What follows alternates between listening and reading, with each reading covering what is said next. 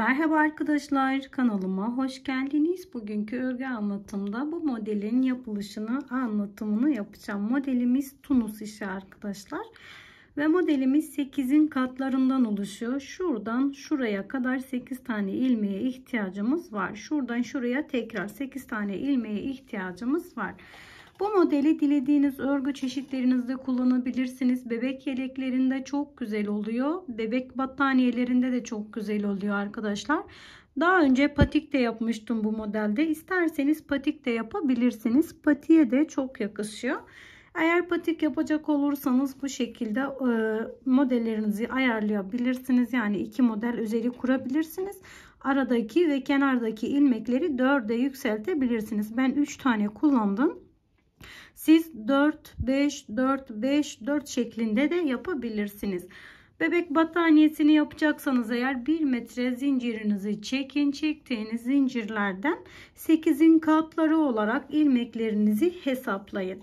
Şimdi küçük bir model anlatımını yapacağım. Sadece 2 parça yani 2 model üzeri anlatım yapacağım. Onun için de 19 tane, 8 değil arkadaşlar, 19 tane ilmeğe ihtiyacımız olacak. Şiş olarak ben 3 numaralı bir şiş kullanıyorum. Eliniz sıkıysa 3,5 veya 4 numarada şiş tercih edebilirsiniz. 2 model için 19 tane zincirlerimi çekerek modelime başlıyorum. Öncelikle sıkılaştırma zinciri yaptım.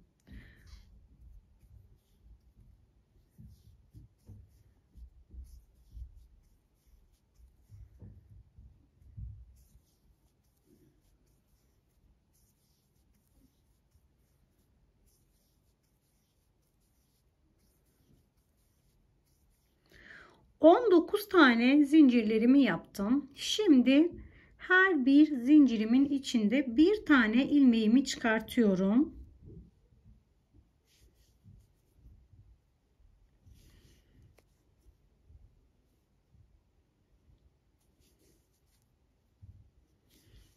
Toplamda 19 tane ilmeklerimizi alalım. Her çıkarttığımız ilmeğimizi şişimizin üzerinde biriktiriyoruz.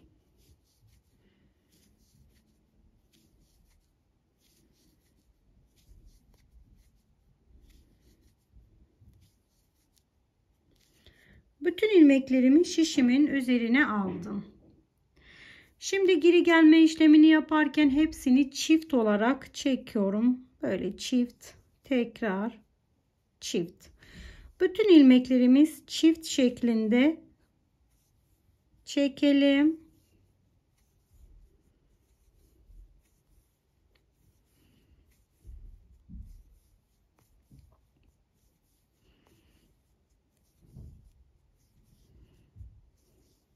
Bütün ilmeklerimi çektim. Şimdi yeşil ipimi bağlıyorum buraya.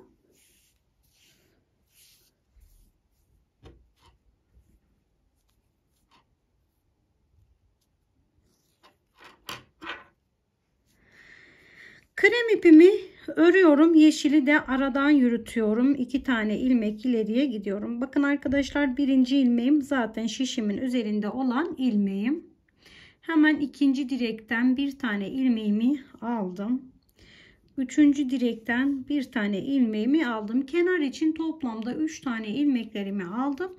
Yeşil ipimi ön tarafa getirdim. Burada 5 tane ilmek örüyorum. 1, 2, 3, 4, 5.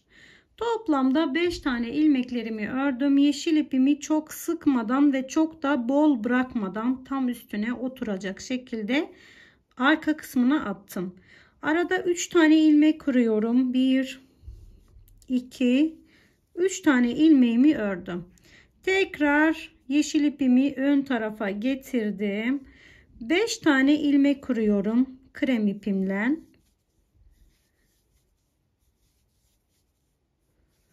Beş tane ördüm. Yine yeşil ipimi arka kısmına attım.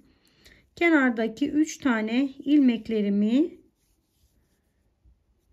ördüm.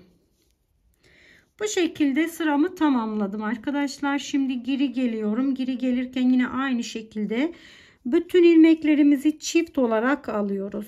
Şimdi burada isterseniz yeşil ipinizi bağlayıp koparabilirsiniz. İsterseniz benim gibi aradan yürüterek geri gelebilirsiniz. Bir tanesini direkt aldım. Bir tanesini yeşilin üzerinden de aldım. Bir ilmeğimi direkt aldım. Bir tane yeşil böyle üzerine alarak aldım.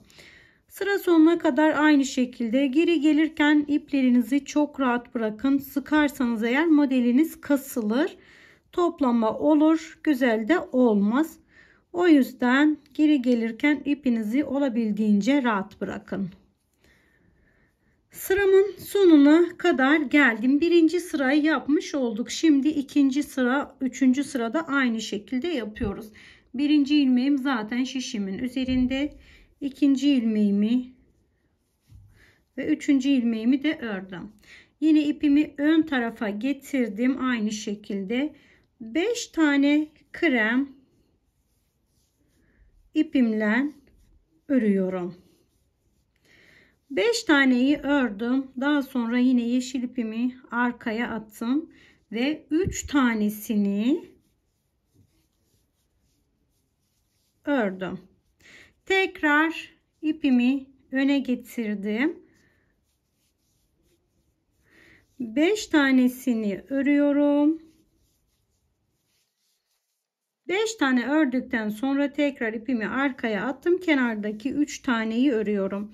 Son ilmeğimi 2 katından örüyorum her zaman. Bu şekilde bunu tamamladım arkadaşlar. İplerinizi kontrol edin. Sıkı olmuşsa gevşetin. Gevşek olmuşsa biraz daha sıkın. Yine geri gelme işlemini aynı şekilde yapıyorum. Yine yeşilim de orada kalmasın diye yeşili de bu şekilde aradan yürütüyorum. Bir direk alıyorum. Bir de arka kısmından alıyorum. Sıra sonuna kadar aynı işlemle geri dönelim. Son sırayı da yapalım. Toplamda 2 sıra yaptım. Şimdi son bir sıramızı daha yapalım. Tekrar ipimi öne getirdim. 5 tane örüyorum. 5 tane ördüm. İpimi arkaya attım. 3 tane örüyorum. İpimi öne getirdim. 5 tane örüyorum. İpimi arkaya attım. 3 tane örüyorum. Böylece 3 sıra örmüş olduk arkadaşlar. Bir sonraki sırada toplama işlemini yapacağız. Yine aynı şekilde geri geliyorum. Yeşil ipimi de aradan yürütmeyi ihmal etmiyorum. Eğer bebek battaniyesini yapacaksanız arkadaşlar ipinizi sıranın sonunda başında bağlayıp sıra sonunda koparmanız daha doğru olacaktır. Çünkü bu şekilde daha az ipiniz gitmiş olacak. Bebek battaniyesi büyük olduğu için fazladan ipiniz kalmış olur. Ama patik olur, yelek olur veya başka bir şekilde denerseniz tabii ki de koparmasınız sizin için daha rahat olacak arkadaşlar. Küçük parçalarda hiç koparmaya gerek yok. Şimdi modelimizi kapatıyoruz. Girişte 5 tane ilmeğimi örüyorum. 2 3 4 5 tane ilmeğimi ördüm. Şimdi burada 5 tane krem ipimiz vardı, yapmıştık düz. O ortadaki ilmekten alıyoruz ama öncelikle şu üçünün altından şöyle şişimizi getirdik. İlmeğimizi de ördük. Önce ilmeğimi aldım. Bir kere böyle örerek fiyonk şeklini verdim. Şimdi tekrar 1 2 3 4 5 6 7 tane ilmeğimi ördüm. Aralarda 7 tane oluyor. Giriş çıkışlarda 5 tane oluyor arkadaşlar. Kafanız karışmasın. Tekrar 3 tane ipim var. Üçünün altından ortadaki ilmeğime geldim. Önce aldım ve sıkılaştırarak fiyonk şeklini verdim.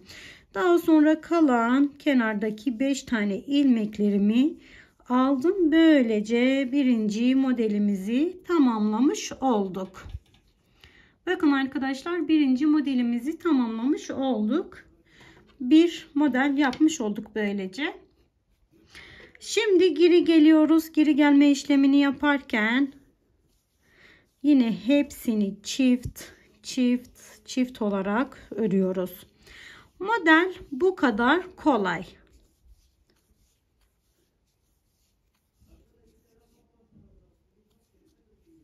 Bu şekilde modelimizi bitiriyoruz ve modelimizin tekrarını yapıyoruz arkadaşlar. Ben başlatayım, siz devam edersiniz. Yine aynı şekilde 3 tane ilmeğimi ördüm. İpimi ön kısma getirdim. Burada 5 tane ilmeğimi örüyorum. Tekrar ipimi arka kısmına attım. Aradaki 3 tane ilmeğimi ördüm. Tekrar ipimi öne getirdim. 5 tane ilmeğimi ördüm. İpimi yine arkaya attım ve kenardaki 3 tane ilmeğimi ördüm arkadaşlar. Tekrar anlatıp da sizi de yormaya gerek yok arkadaşlar. Bir sıra yaptık. 2 sıra daha yaptıktan sonra yine kapatma işlemini yapıyoruz. Umarım sizler için faydalı bir anlatım olmuştur. Bir de küçük parçada göstermek istiyorum. Bunun kesimini yapmak isterseniz bir önceki videolarımda zaten tunus işi kesme işlemi de vardır. Ya da ben bu videomu da bitireyim arkadaşlar. Şöyle hemen 2 dakikada göstereyim. Zaten çok basit bir işlemdir. İpimizi de geri getirmeyi ihmal etmeyelim. Zaman zaman unutsak da tekrar kaldığımız yerden alabiliriz arkadaşlar. Siz şimdi her nerede yapacaksanız farz edin modelinizi bitirdiniz, istediğiniz ölçüye geldiniz ve bunun kesmesini gerekiyor. Yani kesilmesi gerekiyor. Kesme işlemini yaparken öncelikle bakın, hiç başına sarmıyorum. Sıradaki ipimden direkt içinden geçtim. Hiç başına sarmıyorum. Sıradaki ilmekten aldım. Direkt içinden geçtim. Hep bu şekilde bütün tunus işi örgü modellerinizde bu kesme işlemini uygulayabilirsiniz arkadaşlar. Başına almadan direkt kaydırma yöntemiyle kayıyorum. Hiç başına almadan direkt kaydırma yöntemiyle kayıyorum. Bakın, böylece kesme işlemini yapmış olursunuz. Videomun sonuna geldim. Umarım sizler için faydalı bir anlatım olmuştur. Beni izlediğiniz için çok teşekkür ediyorum. Başka bir videoda görüşmek dileğiyle. Şimdilik hoşça kalın, sağlıkla kalın.